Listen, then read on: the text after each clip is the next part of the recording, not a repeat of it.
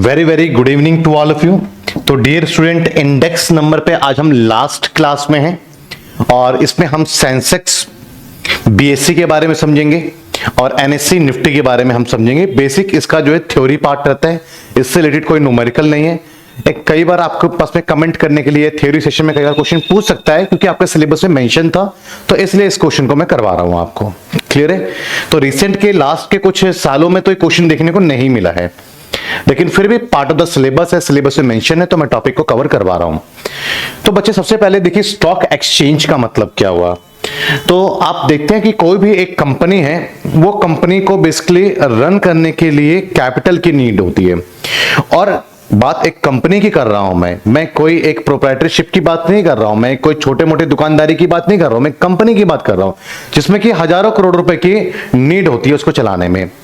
अब इतना ज्यादा पैसा तो आपको पता है कि किसी के पास में अपना खुद का होता नहीं है, और आस पड़ोस रिश्तेदारों से इतना पैसा वो अरेंज भी नहीं कर सकता। तो कहीं ना कहीं यहां पर जरूरत पड़ जाती है कि हम पब्लिक से पैसा अरेंज करें। पर पब्लिक हमें पैसा क्यों देगी? बदले में पब्लिक को हम जो है अपनी कंपनी का हिस्सेदारी देंगे, इसको हम कहते हैं शेयर। अब कंपनी के मान के चलिए कि मुझे एक मान के चलें कि मुझे बच्चे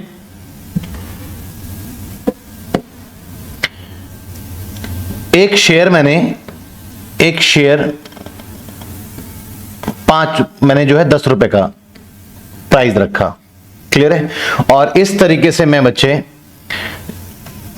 50 लाख शेयर में मैंने इशू कर दिया है, लोगों ने 50 लाख शेयर में से खरीद लिए। तो बेसिक देखोगे 5 करोड़ का फंड मेरे पास में बच्चे आ गया। तो कंपनी के पास तो फंड आ गया, लेकिन जो लोगों को हिस्सेदारी दी है, जो शेयर्स दिए हैं, अब इसमें क्या होगा कि 10 रुपए का एक शेयर इशू करा था, कंपनी को प्रॉफिट होगा तो कंपनी अपने उस प्रॉफिट को, बेसिकली प्रॉफिट को तो नहीं, डिविडेंड को शेयर करती है। आप इसमें भी डिफरेंसेस होते हैं बच्चे। प्रॉफिट वो जो कंपनी ने कमाया है, उसके बाद जो कंपनी दे देती है उसको टैक्स गवर्नमेंट को टैक्स देने के बाद उसके पास में रिटेन अर्निंग, कुछ पैसा अपने फ्यूचर के अनसर्टेनिटी को फेस करने के लिए रखती है। उसके बाद जो कुछ बचता है डिविडेंड कहते हैं उसको। उस डिविडेंड को शेयर होल्डर्स में क्या करती है, फिर डिवेंचर को देती है, पहले इंटरेस्ट पे करती है, फिर जो कोई पैसा बचता है तो जो इक्विटी शेयर होल्डर होते हैं, जिसके पास में शेयर है, उसको उसमें बांट देती है। जितने भी शेयर इशू करे उस सभी शेयरों में उस पैसे को बांट देती है। अब वो प्रॉफिट बटने पर मान के चलिए कि एक शेयर जो है 12 रुपए का हो गया। अब ये लोगों के ऊपर है, लोग कितना शेयर लेते हैं। तो अगर किसी ने मान के चलिए कि अगर 1 लाख शेयर लिया, तो वो 10 रुपए के हिसाब से लिया था, अब 12 रुपए का शेयर हो गया, तो एक शेयर पे कितना कमाया उसने? 2 रुपए का उस इन्वेस्टर ने कमाया। और उस पे अगर 1 लाख शेयर था तो वो एक दिन में 2 रुपए बढ़ गया, तो एक दिन में 2 लाख रुपए कमा के बैठ गया। तो बेसिकली वॉल्यूम का सारा खेल है। जितना ज्यादा वॉल्यूम आप अपने आप में कैरी करते हैं उतना ज्यादा प्रॉफिट होता है। अगर 1-2 शेयर लेके बैठेंगे उसमें प्रॉफिट नहीं होता है। तो इसलिए लोग, अब मैं ये नहीं कह रहा कि आप 1-2 शेयर लेके मत बैठिए, आप थोड़ा थोड़ा शेयर इकट्ठा कर सकते हैं। आप जैसे हमारे जैसे लोग कभी 10 शेयर ले लिए, कभी 20 शेयर ले लिए, धीरे धीरे इसका वॉल्यूम हम बढ़ा सकते हैं, क्योंकि इन फ्यूचर 20-30 साल बाद इसका बड़ा इंपैक्ट भी देखने को मिलेगा, 15 साल बाद। तो बेसिकली कंपनी क्या करती है, अपने शेयर्स को इशू करती है। अब जाहिर सी बात है, ये जो कंपनी शेयर को इशू कर रही है या जो इन्वेस्टर इस शेयर को खरीद रहे हैं, इस पे पैसा लगा रहे हैं, इसकी मार्केट कहां होती है? अब ये कोई सब्जी मंडी में आलू प्याज के साथ में तो बिकता नहीं होगा कंपनी का शेयर। तो इसी मार्केट को हम बोलते हैं स्टॉक मार्केट बोलते हैं। क्लियर? स्टॉक एक्सचेंज बोलते हैं हम इसको। अब सबसे पहले मैं बात करता हूं यहां पर, ये एक ऐसी मार्केट है जहां पे कंपनी अपने शेयर्स को अपनी कंपनी को लिस्टेड करती है। कंपनी को लिस्टेड करने के बाद उस कंपनी के शेयर्स को इश्यूज करती है लोगों में। अब लोगों में डायरेक्टली लोग नहीं ले सकते कंपनी में जाकर के शेयर। अब आप कहोगे सर मुंबई में है तो फिर क्या हमें ट्रेन पकड़ के मुंबई जाना पड़ेगा? बिल्कुल नहीं बच्चे, मुंबई में आपको जाने की जरूरत नहीं है। बेसिकली क्या होते हैं कि कुछ ब्रोकर्स होते हैं, जब आप इनसे शेयर खरीदते हो, ब्रोकर से खरीदते हो, तो ब्रोकर्स आपका शेयर जो है स्टॉक एक्सचेंज मार्केट में से वो आपका शेयर उठा लेते हैं। और आप अगर बेचते हो तो ब्रोकर आपका शेयर स्टॉक एक्सचेंज मार्केट में बेच देते हैं, बदले में आपसे कुछ कमीशन लेते हैं। क्लियर है? तो ये ब्रोकर के थ्रू होता है। तो इसलिए डीमेट अकाउंट ओपन करवाने के लिए अलग अलग ब्रोकर आपको अप्रोच भी करते होंगे, जिससे कि आप शेयर पर सेल परचेस करो तो आप कुछ कमीशन ब्रोकर के पास में जाएगा। वहां से बड़ा वॉल्यूम होगा। अगर 1% आधा % पे भी काम करते हैं तो बहुत बड़ा वॉल्यूम हो जाता है, क्योंकि ट्रांजैक्शंस बहुत ज्यादा बड़े बड़े होते हैं और एक कस्टमर नहीं होता, बहुत सारे कस्टमर्स होते हैं ब्रोकर के पास में जो बड़े बड़े वॉल्यूम्स में काम करते हैं। तो यहीं पर बच्चे मैं बात कर रहा था कि आप इसके मीडियम से कर सकते हैं, लेकिन जो ये ब्रोकर जहां पर होते हैं, जहां से लेते हैं, उसको स्टॉक एक्सचेंज मार्केट कहते हैं। अब स्टॉक एक्सचेंज मार्केट में बेसिकली अगर आप देखते हैं बच्चे, तो हमारे पास में पहले सबसे पहला जो आया था मुंबई स्टॉक एक्सचेंज मार्केट आया था 1875 में। ये अब जो है इस्टेब्लिशमेंट हुआ था इसका, और इसको जो है बेसिकली हम मुंबई स्टॉक एक्सचेंज को हम BSC भी कहते हैं। अब इसके अंदर बेसिकली टोटल कंपनी जो अभी तक लिस्टेड है वो 5500 कंपनियां इसके अंदर लिस्टेड है। 5500 कंपनीज इसके अंदर लिस्टेड है बच्चे, किसमें? BSC में। अब ये 5500 कंपनी है, बेसिकली आपको पता कैसा लगेगा कि शेयर मार्केट की परफॉर्मेंस अच्छी जा रही है, खराब जा रही है, कि कुछ कंपनी अच्छा परफॉर्म कर रही है, कुछ कंपनी खराब भी परफॉर्म कर रही है। तो जो टॉप मोस्ट 30 कंपनी होंगी ना, वो अलग अलग सेक्टर से होंगी, अलग अलग सेक्टर से होंगे, अलग अलग इंडस्ट्रीज से होंगी। वो जो टॉप मोस्ट 30 परफॉर्मर कंपनी होंगी, ये उस कंपनी को ये क्या करता है, 5500 कंपनी तो इसके अंदर लिस्टेड है, लेकिन मुंबई स्टॉक एक्सचेंज में क्या होता है कि इसमें से वो क्या करता है, 30 कंपनी, कितनी कंपनी? इसमें से 30 कंपनी वो ऐसे ले लेता है, अलग अलग फील्ड से, अलग अलग आपके सेक्टर से, और वो अपने अपने सेक्टर के अंदर वो लीडर होते हैं, सबसे टॉप परफॉर्मर कंपनीज होते हैं। उसको भी उसकी एक अलग से, उसका एक 30 कंपनी की एक लिस्ट प्रिपेयर कर लेते हैं। क्लियर है बच्चे? इसको हम बेसिकली क्या बोलते हैं, इसको हम सेंसेक्स बोलते हैं। क्या बोलते हैं इसको हम? Sensex, sensitive index. क्लियर है? एक इंडेक्स ही हो गया। अब ये 30 कंपनी की बेसिकली हम जो है 30 कंपनी की परफॉर्मेंस को देखते हैं। जैसे कि अभी आपने इंडेक्स नंबर में पढ़ा था कि कुछ कमोडिटीज ले लिया, उनकी प्राइजेस को ले लिया, और उसी कमोडिटी की फिर आगे जो चेंजेस है उन प्राइजेस को ले लिया, तो हमें देख लिया कितने परसेंट जो है इंक्रीज या डिक्रीज हो गया। ऐसे ही 30 कंपनी ले ली, प्राइस तो 5500 कंपनियों के अपने शेयर्स के प्राइस इंक्रीज डिक्रीज होते रहते हैं, लेकिन ये 30 कंपनीज बेसिकली जो है ये मेजर कंपनी हो गई, जिसके ऊपर डिपेंडेंसी अदर कंपनी उसकी भी रहती है कहीं ना कहीं, क्योंकि इन 30 सुपर कंपनियों के यहाँ पे जो लीडर जो मार्केट से लीडर हैं, इनका इन्वेस्टमेंट इन कंपनीज में भी रहता है। ये अपने कंपनी तक ही से लिमिटेड नहीं होते हैं, चाहे ये फाइनेंस से रिलेटेड हो या अदर सेक्टर से रिलेटेड हो, कहीं ना कहीं इंटरलिंक कंपनियां एक दूसरे से होती हैं। तो अगर ये 30 कंपनी बहुत अच्छा परफॉर्म कर रही है, तो ये माना जाएगा कि जब जो टॉप जो लीडर्स हैं जो अच्छा परफॉर्म कर रहे हैं, तो बाकी कंपनियां भी अच्छा परफॉर्म कर रही है। तो कहीं ना कहीं ये इस चीज को जो है ये एक इंडेक्स हो गया, किसका? अपने 5500 कंपनियों का एक इंडेक्स हो गया, कि 5500 कंपनियों के बारे में समझना जानना आसान हो जाता है सिर्फ आज 30 कंपनीज की परफॉर्मेंस की वैब पे। ये बच्चे एशिया का ओल्डेस्ट जो है आपका BSC जो है मुंबई स्टॉक एक्सचेंज है, इसको हम ओल्डेस्ट स्टॉक एक्सचेंज कहते हैं, क्योंकि ये सिर्फ इंडिया का नहीं, ये पूरे एशिया का ओल्डेस्ट स्टॉक एक्सचेंज है। इसमें BSC में कितनी कंपनी है? 30 कंपनी को क्या बोलते हैं? सेंसेक्स बोलते हैं। इस इंडेक्स का क्या नाम है? सेंसेक्स है, जिसके अंदर 30 कंपनी लिस्टेड है, और इसको हम बोलते हैं सेंसिटिव इंडेक्स, मतलब कि सेंसेक्स। इसमें कुछ कंपनियों के नाम अगर आप देखने जाते हैं तो लाइक रिलायंस हो गया, आपके पास में बंधन बैंक हो गया, फेडरल बैंक हो गया, एक्सिस बैंक हो गया, इन्फोसिस हो गया, DCB बैंक हो गया, ये कुछ फाइनेंस सेक्टर से रिलेटेड है और अलग अलग सेक्टर से रिलेटेड इसमें रहती हैं।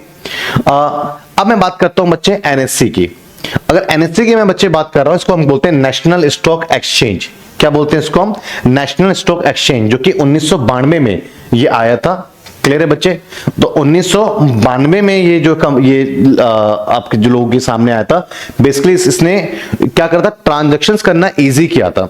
किसने? NSE, नेशनल स्टॉक एक्सचेंज ने। और इसके अंदर ही बच्चे अगर मैं बात करता हूं तो इसके अंदर 50 कंपनी, वैसे तो कंपनी तो इसके अंदर भी है। NSE में क्या होता है बच्चे? NSE में भी बहुत सारी कंपनियां लिस्टेड है, लेकिन उसमें से क्या करता है, ये भी अपने 50 जो है अलग अलग सेक्टर से, ये भी 50 डिफरेंट सेक्टर से, ये भी 50 कंपनियों की अपनी जो है एक जो लीडर कंपनी जो लीडिंग कर रही है कंपनीज, उनकी अपना एक इंडेक्स बनाता है। उनके प्राइजेस पे जो उनके शेयर प्राइस में चेंज हो रहा है या बढ़ रहा है या घट रहा है, उसको एक कंपेयर करके रिप्रेजेंट करता है। इसको हम क्या बोलते हैं? निफ्टी बोलते हैं। क्या बोलते हैं बच्चे? निफ्टी। इसके अंदर टॉप 50 कंपनीज को रखते हैं। अगर हम बच्चे बात करते हैं, ये कुछ थ्योरी पार्ट हो गया कि सेंसेक्स क्या है। BSE सेंसेक्स सेंसिटिव इंडेक्स है, also called the BSE 30 in the value weighted index the Bombay Mumbai Stock Exchange, the Sensex is comprised of the 30, comprise करके 30 largest and the most actively trade stock इसके अंदर रखते हैं, representative of the various sector, जो कि अलग अलग sector से रिप्रेजेंट करते हैं on the Mumbai stock exchange. This company account for the 1/5 of the all market capitalisation. Clear है? ये जो बेसिकली 30 कंपनी है, इसके पास में लगभग पूरे मार्केट की जो कैपिटलाइजेशन है उसका 1/5 मतलब 20% कैपिटल ये सिर्फ 30 कंपनी के पास में, जहां की 5500 कंपनियां लिस्टेड है और सिर्फ 30 कंपनी ही मान के चलिए कि 20% रख रहा है। इसके हिसाब से तो बच्चे 60 कंपनी आप मान के चलिए 40% हो गया, वैसे 20-2500 हो गया, 5 गुना में करते हैं तो इस हिसाब से तो आपको मान के चलिए कि 150 कंपनी, इस हिसाब से 150 कंपनी ही काम कर देनी चाहिए। लेकिन 5500 कंपनी है और 5500 कंपनी में से 30 कंपनी का ही पार्टिसिपेट 20% का हो गया कैपिटलाइजेशन के अंदर, तो ये 30 super company, super leading companies होती हैं। क्लियर है बच्चे? और बात करते हैं हम ये कुछ थ्योरी पार्ट है इसका, नेशनल स्टॉक एक्सचेंज के बारे में भी बात करते हैं। तो ये is a Mumbai based stock exchange है। It was promoted by the leading financial institution and the behest of the government of India and was the incorporated in the November 1992 as a tax-pay company. The National Stock Exchange of India, the largest stock exchange, ये largest stock exchange इसको कहते हैं in India in the term of the daily turnover। अगर आपको daily turnover basis पे करना है, daily invest करना है, तो उस यहाँ पे तो आपको एनएससी के अंदर काम करना चाहिए। एनएससी का मतलब कि आपको निफ्टी के अंदर काम करना चाहिए। 50 जो कंपनियां हैं उसका जो इंडेक्स है उसका नाम निफ्टी है। क्लियर है? और द एनएससी की इंडेक्स ऑफ द निफ्टी इसको कहते हैं known as a Nifty and index of the 50 major stock weighted by the market capitalisation. Clear है बच्चे? इसमें कौन कौन सी कंपनीज होती हैं? बैंक होती हैं, इंश्योरेंस कंपनीज होती हैं, other financial intermediates in the Indian it's the ownership. ये कुछ बेसिक है आपके पास में, बेसिक थ्योरी पार्ट है, बट इतना इंपॉर्टेंट आपका इंडेक्स नंबर का पार्ट नहीं है। हाँ जी बच्चे, अब हम बच्चे बात करते हैं कुछ और सवालों के ऊपर चर्चा कर लेते हैं। प्रीवियस ईयर क्वेश्चन की बात है, ये एक सवाल, क्योंकि बाकी सब जो रिपीट आपका हो रहा था उस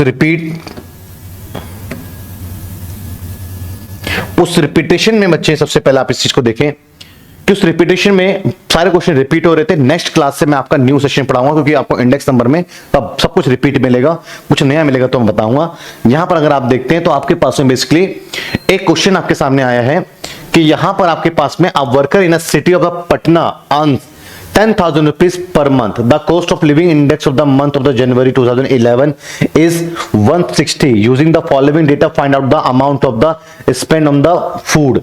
भैया फूड पे कितना खर्चा हुआ बताना है, रेंट पे कितना खर्चा हुआ ये बताना है। It is the presumed that he spends all his income on the following aheads.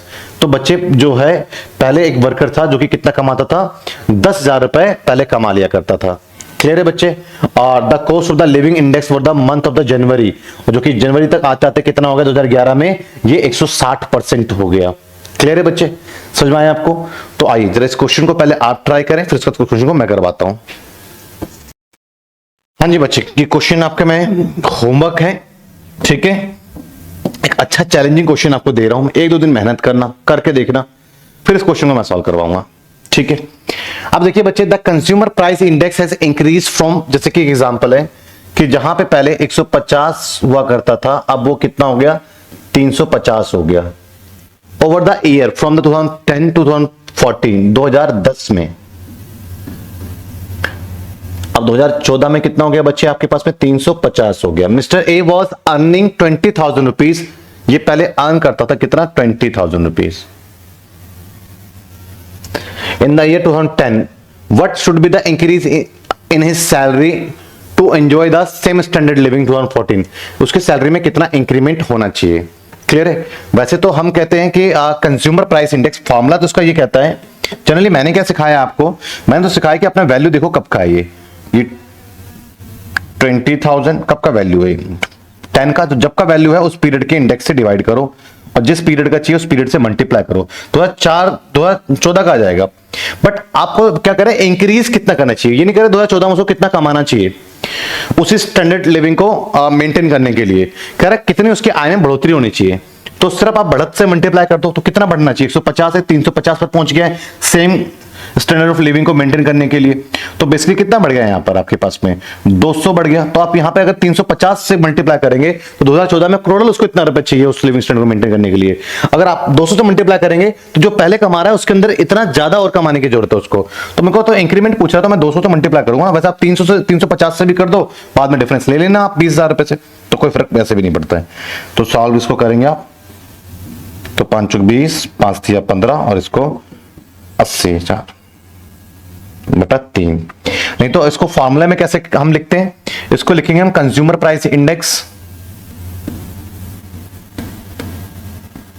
Consumer price index in 2014 upon consumer price index in 2010 in 2010 और इनटू क्या करेंगे आप बच्चे,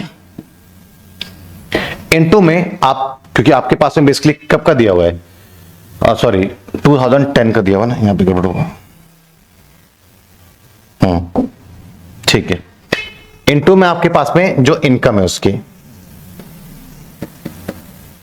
फॉर्मूला लिख दो, इनकम इन 2010। तो बात तो वही होगी कि 2010 के इनकम के नीचे 2010 का इंडेक्स नंबर डाल दिया और 2014 से मल्टीप्लाई करा, फिर 2014 से मल्टीप्लाई करूंगा तो यहां पे मुझे क्या करना पड़ेगा, 20,000 से कंपेयर करके डिफरेंस लेना पड़ेगा।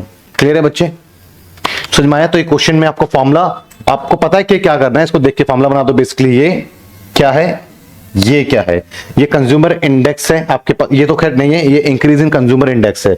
अदरवाइज आप इससे करते हैं तो आपको पता है कि आपका 20,000 रुपए 2014 का 2014 डिवाइड हो जाएगा और इससे आप मल्टीप्लाई करेंगे तो बेसिकली आपका क्या मल्टीप्लाई हो रहा है, डिवाइड अपन में फॉर्मूला देख करके आप क्रिएट कर सकते हैं। कैसे, अब मैं फिर से रिपीट करता हूं, ये 20,000 रुपए आपने लिखा, ठीक है, आपको मालूम है 2010 का है तो 2010 के इंडेक्स से डिवाइड करो 150 और आपको 2014 का इंडेक्स निकालना है सेम लिविंग स्टैंडर्ड को मेंटेन करने के लिए, तो 350। तो इसको देख लो क्या लिखा है, ये 2014 का कंज्यूमर इंडेक्स है, ये 2010 का कंज्यूमर इंडेक्स है और ये आपके पास में इनकम है। तो इससे आप फॉर्मूला आप बना सकते हैं। क्लियर है बच्चे, समझ में आया? तो एक मैं आपके एक क्वेश्चन में आपको जो है, ये क्वेश्चन प्यारा सा सुंदर सा टफ क्वेश्चन है, चैलेंज तो आपके पास में जरूर रहना चाहिए। क्लियर कर करके मुझे आप जो है डाउट नंबर पे सेंड करेंगे और नहीं तो फिर मैं इसका सॉल्यूशन नेक्स्ट क्लासेस में आपको प्रोवाइड करवा दूंगा। मैं इसी वीडियो के अंदर जो है नेक्स्ट क्लासेस में नया यूनिट ही, नया टॉपिक ही स्टार्ट करवाऊंगा। अगले क्लास एक नए यूनिट से स्टार्ट होगा, ये क्वेश्चन छोड़ के जा रहा हूं और इस क्वेश्चन को इसी वीडियो के साथ में, पहले मैं आपको 2 दिन का समय दे रहा हूं, 2 दिन करो, मुझे आप भेजो। अगर आप नहीं भेज पाए तो उसके बाद फिर मैं इस क्वेश्चन को सॉल्व करवा करके इसी वीडियो के अंदर आगे मैं ऐड करवा दूंगा। क्लियर है बच्चे, समझ में आया? और क्वेश्चन इजी है, क्वेश्चन आसान है, क्योंकि आपके पास में बेसिकली जो ग्रुप इंडेक्स दिया हुआ है, जो आप पी की वैल्यू निकालते थे, क्या निकालने की जरूरत नहीं है, वो आपको निकाला दिया हुआ है। जो टोटल इंडेक्स नंबर की आप वैल्यू निकालते थे वो आपको निकालने की जरूरत नहीं है, ऑलरेडी आपके पास में यहां पर गिवन है 160। तो सारी इंफॉर्मेशन गिवन है, आसानी से सवाल आपका सॉल्व हो जाएगा। फिर भी नहीं हुआ तो इस क्वेश्चन को मैं करवाऊंगा, लेकिन नेक्स्ट क्लास मेरी कौन सी होगी, नए यूनिट के साथ में होगी। और देखते हैं नेक्स्ट क्लासेस में हम क्या करते हैं। मे बी मैं नेक्स्ट क्लासेस में आपको प्रोबेबिलिटी करवाऊं, नेक्स्ट क्लासेस में मैं आपको प्रोबेबिलिटी करवाऊं, इसके चांसेस हैं। क्लियर है बच्चे? तो अगली क्लास में जब प्रोबेबिलिटी पढ़ाऊंगा तो वो बिल्कुल मैं आपको 10th स्टैंडर्ड से मैं लेकर के आपको चलूंगा। प्रोबेबिलिटी पढ़ा सकता हूं या मेजरमेंट ऑफ सेंटर टेंडेंसी भी मैं स्टार्ट कर सकता हूं, क्योंकि अब इसके आगे आप देखेंगे कि अगर measurement of centre tendency start हुआ तो फिर तो पूरा चलेगा, वो स्क्यूनेस, कर्टेसिस, आपका कोरिलेशन, रिग्रेशन, फिर तो पूरा चलेगा, फिर तो बीच में उसको ब्रेक नहीं कर सकते हैं। तो चलिए फिर देखते हैं नेक्स्ट क्लासेस में, हो सकता है कि मैं आपको प्रोबेबिलिटी ही पूरा करवा दो, फिर तो एक इंडेक्स नंबर ही रह जाएगा हमारा, कोरिलेशन इंडेक्स नंबर। ये बेसिकली बच्चे P है, जो कि हम कंपेयर करके प्राइस को निकालते थे, P1 अपॉन P0 इंटू 100।